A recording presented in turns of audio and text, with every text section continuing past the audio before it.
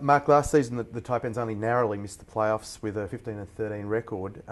When you did your post-season review of the team's performance, what were the key issues you felt needed to be addressed if you were to return to the playoffs in 2013?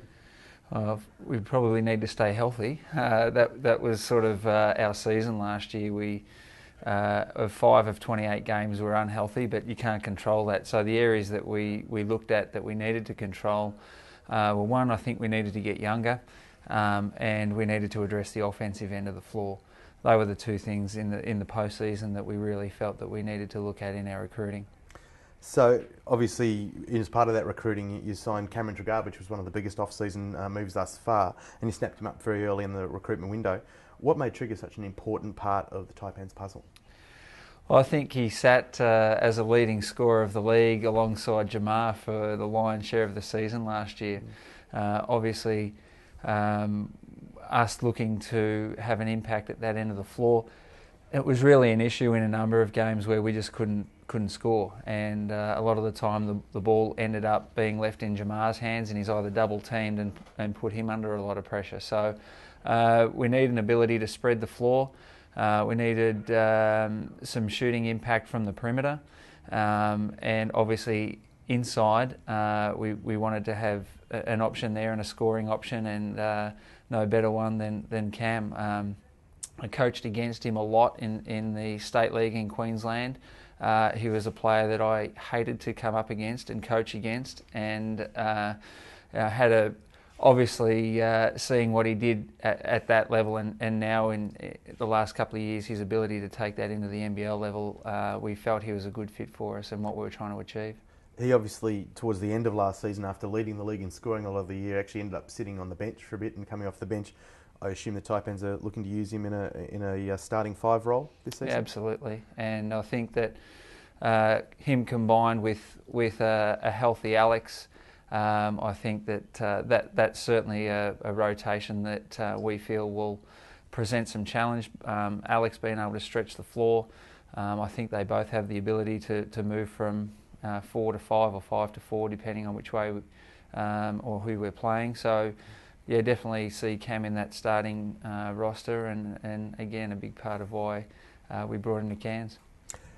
The Taipans are renowned as somewhat of a defensive team, specifically under Aaron Fern as head coach. He's done a great job of getting them to be one of the toughest teams in the league defensively. Cam obviously very much a scorer, Taipans. So how is he going to fit into that team environment? Do you think he's going to be able to mesh into that defensive mindset for the Taipans have? That's certainly Aaron's challenge, is getting Cam to play some D.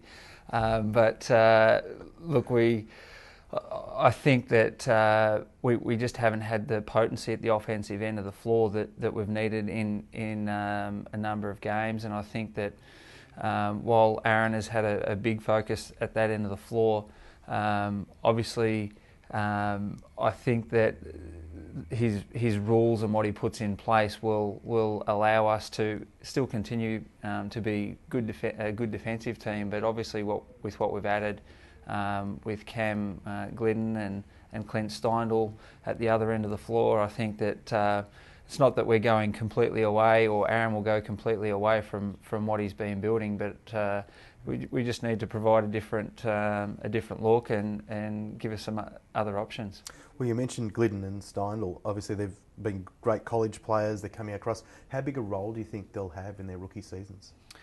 Well, I think there's certainly opportunity for them. It will come back to how they convert from out of college into the NBL. The opportunity will be there for them. We see them as having big roles. We see a huge upside for them long term and providing some stability for the club. But I think with any rookie player coming in, they're going to have some inconsistency. I think there'll be games where they'll be outstanding. I think there'll be games where they won't be as good, and we certainly saw that in Daniel Dillon when he came to play with us. Had some fantastic games, but also that consistency at the other end. That's sort of the expectation we have with both Cam and Clint. We hope that they can come in and provide a big impact, but as rookies we anticipate that there'll be some ups and downs, and we'll ride with that. Jamar Wilson obviously was a standout in his first season as an import in the league with the Snakes last year. Second year now, what are the expectations on him, and what do you think he'll bring to the table for the Snakes in the second year? I think Jamar was, for us, and combined with Alex moving into this season, we see as providing a bigger leadership role. Him coming in and us already having Ian as part of our leadership group, and Alex, I think he was finding his way. I think now with Alex and Jamar taking ownership and leadership, and certainly we saw that Jamar did that on the court. Down the stretch and end of games, he really developed a reputation to go and win games, and I think that not only that and what he does on the court, but off the court and his relationships and how he deals with players. I think that for us that was a big part of our drive to get him back. He's a competitor, wants to win. I think that drive will wash over some of our younger guys, and we're hoping that does. Looking around the league, which other teams do you think have really improved themselves in the off-season? Well, I saw you ask this question of Richard Clark, and he pushed it all over to the Taipans in the off-season, so I'm going to direct it back to him. Obviously, with their pickup in Hudson this week, I think that very clever in just how they have gone about replacing Gary Wilkinson. I think Hudson's a fantastic player, and I think he'll fit straight into there with the way he goes about his basketball. I think the other teams and looking off the court, I think the exciting thing for the league is obviously Chris Anstey and Darren McDonald at the Tigers from a coaching point of view. Shane Heal to the Kings. I think that those things outside of the players are exciting, and I think that you'll see some changes with those groups, with those guys head coaching the teams. You mentioned the Breakers, and obviously they've won 2 titles in a row now. They're the team to beat. Are teams really starting to build their roster specifically to combat the Breakers, or are they trying to copy the Breakers' blueprint at all to be successful in the league now? Look, I don't think we're trying to copy what the Breakers do. I think that we've just really trying to build on the elements that we need and key areas that we needed to improve in as a club and with our playing group. Certainly their talent and their 1 to 10, they're so competitive. I think that aspirationally that's something that we would like to achieve. But in terms of how we're placing our teams, we're really looking at ourselves and identifying our weaknesses. And obviously we've talked about what they are and how we want to get better. But everyone said they've lost Kirk Penny. They would struggle and they go and win another championship. So they've got the pieces in the puzzle to have everything right and take the best player out of their team, and they can obviously repeat what they've done. They are probably the yardstick, but that's not to underestimate the Perth Wildcats and their depth and strength as well, and the 2 finalist teams. And it's something that we narrowly missed the playoffs, but we felt that. Our injuries really, we were a product of those, and as I said, we had a full group 5 of the 28 games, including no Dusty, no Alex and Ian for some parts of those, and that was really a key about how we thought we had a point of difference, and it was certainly our point of difference the year before where we went to a playoff game. So you need some luck, you need to stay healthy, and obviously we're looking to address those areas that we thought we needed to improve in. At the moment, obviously, the Gold Coast Blaze are struggling to remain in the competition. Do you think they would benefit from moving to something like a community model that Cairns have used successfully, and Wollongong as well? And have you offered their owners any advice on how they could do this? Yeah, look, I've taken some calls in the last week from the Gold Coast just about exactly how we went about putting the community model together. Whether it will work or not work, and the discussion I had with them was really about whether the Gold Coast community will put their hand up to support it. The Cairns community determined whether it could hold an NBL team. They told us through their support, through their commitment and through their money that they wanted to keep an NBL team there. It wasn't anything that we were just the mechanism, but it was really driven from the community saying, yes, we want a team here and we'll do everything we can to ensure that will happen. Obviously, that the financial component of that presents a challenge because there's not any one person writing a cheque. So, but I think that the way that the model works is it distributes the need away from one person, and I think that for that reason it's been successful in Cairns.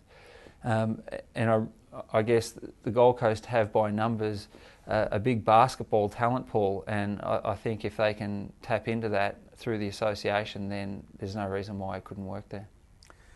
If the Blaze do bow out of the competition, there are obviously a few players that are potentially on the market, particularly Adam Gibson is probably a key guy, Chris Goulding, Anthony Petrie, and Daniel Dillon, of course, is somebody who apparently was tabbed to go there but has been waiting to see the outcome.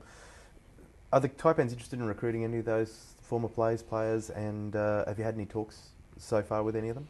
Look, I think a lot of teams would like to take some of those players. I think the challenge is that majority of the clubs have already aligned their rosters and got them to a point where certainly wasn't expected with what happened with the Blaze. So most clubs are now at the back end of completing their roster. Obviously waiting to see what happens with the Blaze, and I know there'll be some shuffling on can we do it, can't we do it. For us, it comes down to the bottom line, and financially I don't think that what we have left in our playing budget, we would be able to attract some of those players. While it'd be nice and great, we really come back to that, and again, it would be great to have some, but love to have an Adam Gibson. That'd be terrific, but I just don't think we can get it done. How many slots have you got left, and We've got what are you two. trying to fill with those slots? Yeah. 2 slots? 2 slots. Yep. We've got an import spot and an Australian spot. Aaron Fern's in Vegas at the moment, getting across and working out plays and having a look around as he did last year, and was certainly part of the process for him and us in finding Jamar. So we think that it's important to get over and have a look and see what we can do with the money we have left in those positions. Nathan Jawai, of course, former Taipan and former NBA player, and now playing in Europe, was in Queensland at home recently. Have the Snakes been keeping in touch with Big Nate to see if they might be able to lure him back from Europe sometime soon? Yeah, look, we do stay in touch. He suited up for the Marlins in the State League on Friday night. When he comes back to town, I think it's hard for him, from a pure size point of view, not to miss him, but he spends a bit of time at the courts when he comes back and works out and works with Aaron and strength and conditioning when he's in town.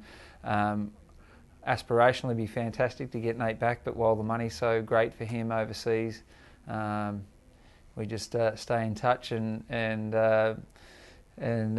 help him when he's back. And he draws a crowd. He filled the stadium for the Marlins 2 weeks ago, and I think part of it is he wants to come back and play with his mates. So hopefully that's a connection for him when he's finished over in Europe.